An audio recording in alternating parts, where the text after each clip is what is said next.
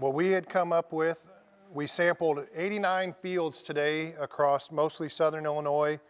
A group left out of Seymour Milling and did Shelby County, Cumberland, Effingham, Jasper, Clay, Richland, Clark, Coles, and Crawford County.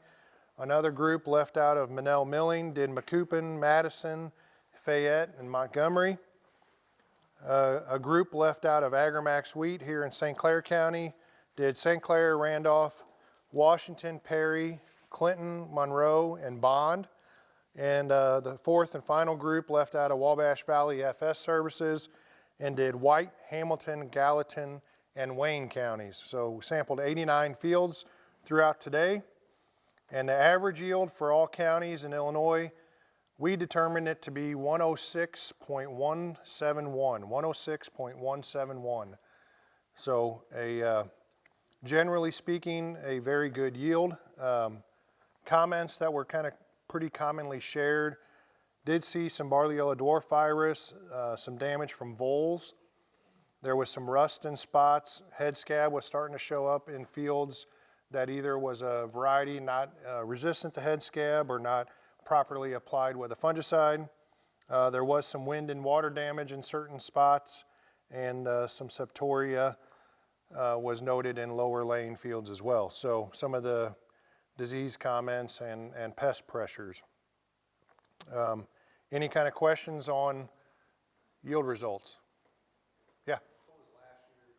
What was last year? I don't remember offhand, honestly. Between 106 and 107. Very similar, 106 to 107 last year. Yep. What was So the actual last year? 89, I believe.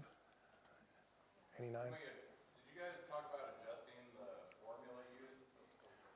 So the formula was adjusted a little bit, and actually Dr. Rakowski had created videos on how to do a better sample to make them more accurate and more representative of the field.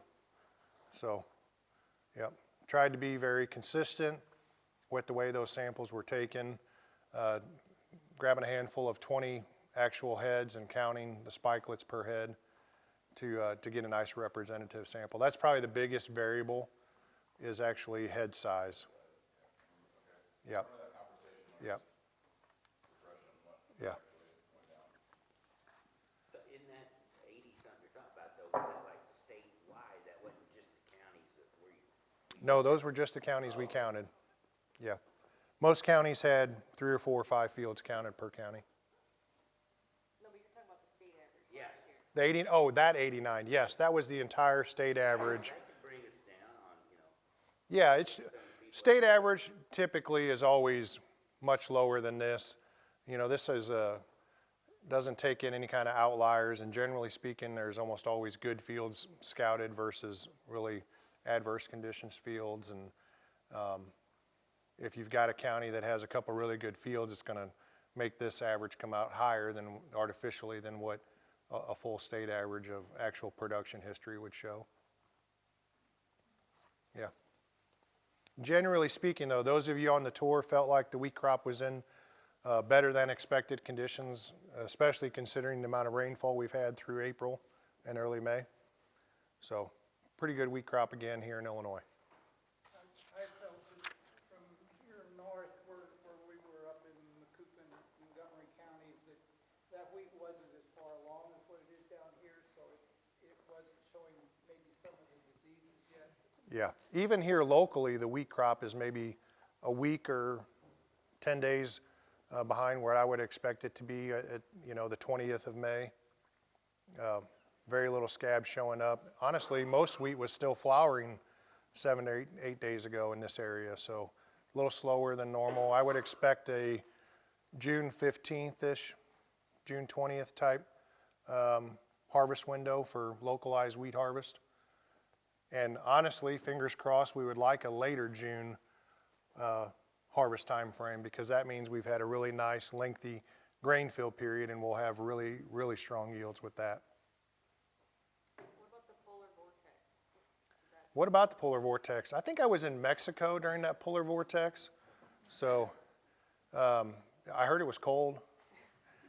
Generally speaking, I think we lost some tiller counts. I know you and I were talking about this out in the plot fields, that most of the wheat stands that we've looked at here in southern Illinois has been mostly main stem heads with maybe a second or third tiller, not a lot of fourth and fifth tillers on those plants, or even a spring tiller, and those either froze off during that polar vortex in mid-February, or they kind of were lost just because nitrogen application wasn't able to be timed perfectly through all this April moisture, and the wheat plant decided to shed loose of some of those smaller tillers, which in a management sense though is nice. That way you have a very nice uniform head that the entire field is flowering at the same time, going to harvest at the same time. So, but we can expect to get cold in February. That's relatively normal. I think it was the abrupt change though. We were pretty mild the week prior to, and the bottom fell out of that temperature. That quick shock was what hurt it more than anything. We escaped the year without any kind of spring freeze or injuries really. We've had some aphid pressures, but not anything overwhelmingly bad. And so, pretty good looking crop, all things considered. Any questions for myself or any of the tour leaders? Also, this would be a good opportunity for questions with Nathan or Dr. Witkowski, what you saw out in the fields today. I think it's great actually having some as-applied research on wheat. I know the university has spent a lot of time on corn and soybeans over the years, but seeing some as-applied research on wheat now is a great step. Yeah? I guess my question would be, did one group seem to have a different yield, or, different, was one a little higher than the other area? I mean, regionally, one seemed to be better than the others, or they're pretty even? They were pretty even to be, pretty even to be honest with you. Southeastern Illinois is probably the highest region. They typically are though. There is some tremendous wheat production in the Wabash and Ohio River bottoms down there in White and Hamilton counties. But Aaron said there was a lot of lodging this year already started. And so he was kind of worried about that getting even worse as grain heads begin to fail out even more. And we kind of seem to be in a weather pattern of severe weather with high wind events. Lodging is going to become even more of an issue over the next 3 weeks or so. But I would say that's probably the highest region. And just looking at the bi-county average, though, I don't see a trend of any region really stretching out above or beyond another one.